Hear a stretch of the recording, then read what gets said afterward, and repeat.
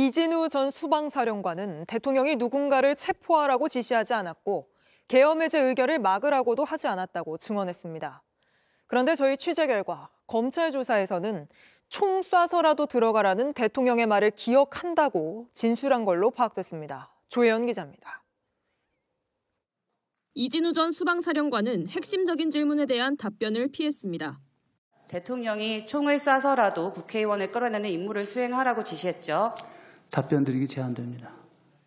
국회 측이 이 전 사령관과 함께 있던 부관의 검찰 진술을 언급하며 추궁했지만 증인 부관이 얘기하기로는 계엄 해제 요구 의결이 된 다음에 대통령이 증인에게 한 차례 더 전화를 걸었고 역시 답하지 않았습니다.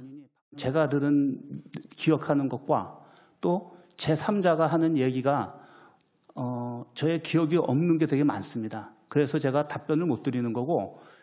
하지만 JTBC 취재 결과 이 전 사령관은 검찰 조사에선 윤 대통령 육성을 들었다는 부관의 진술이 맞다고 인정한 것으로 파악됐습니다. 총 쏴서라도 들어가라는 윤 대통령 말을 부관이 옆에서 들었다고 하는데 맞느냐며 통화 내용을 확인하자 이 전 사령관은 맞다고 답했습니다. 총이라는 단어를 들은 기억이 있다고도 진술했습니다.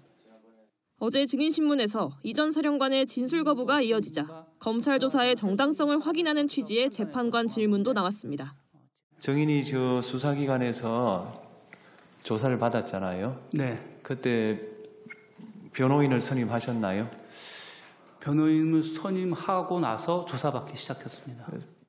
형사재판과 달리 탄핵심판에선 이 전 사령관이 동의하지 않더라도 재판부의 판단에 따라 검찰 진술이 증거로 채택될 수 있습니다. JTBC 조혜연입니다. 이진우 전 수방사령관은 헌재 탄핵심판에서는 윤 대통령과 연관된 증언을 대부분 거부했습니다. 하지만 검찰 조사에서는 윤 대통령이 국회의원을 끌어내라고 한 걸 정확히 인식했다며 자기 임무가 더럽혀지는 것 같았다고 진술했습니다. 박사라 기자입니다.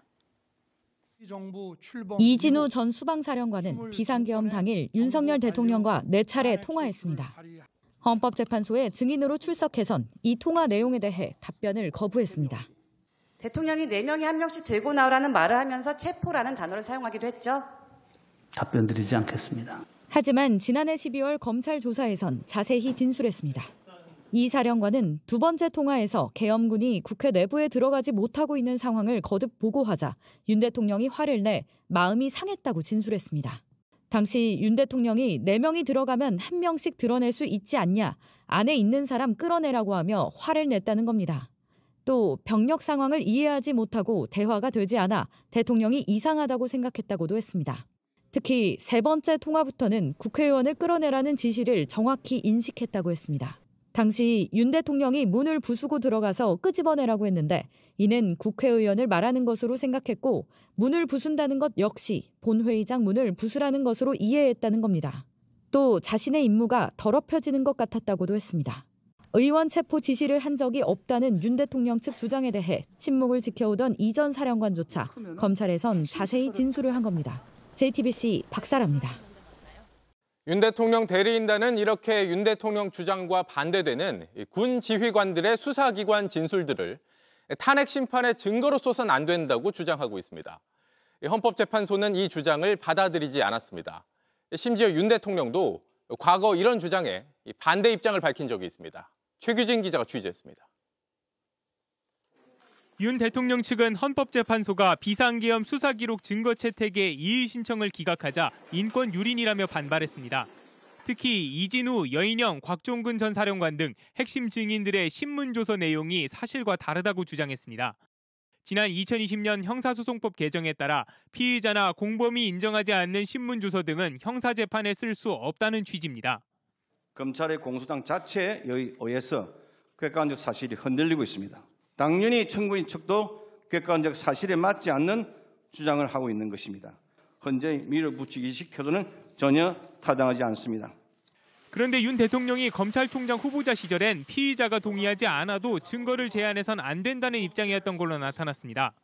2019년 국회에 낸 서면 답변서에서 윤 대통령은 재판 장기화의 부작용도 검토해야 한다고 비판했습니다.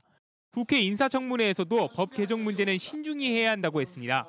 검사 피신 조서의 증거 능력의 제한의 필요성에 대해서 어떻게? 이제 미국 같은 그런 그런 식으로 조서 재판을 완전히 없애게 되면은 그 끝까지 가게 되면 일단 뭐 나중에 형량이 높아지고 이런 문제보다 비용이 워낙 들기 때문에 윤 대통령이 스스로가 지적했던 재판 지연을 위해 말을 바꿨다는 비판이 나옵니다. 이런 부분은 본인의 과거 주장을 뒤집어 엎는 것뿐만 아니라 재판을 장기화시키려는 의도를 보여주는 것이기 때문에 형사소송법을 무조건 준용해 달라라고 얘기하는 것도 무리한 주장으로 보여집니다. 헌재는 피의자 신문조서의 증거 능력을 인정하면서 탄핵 심판은 형사재판이 아니라고 강조했습니다. JTBC 최규진입니다.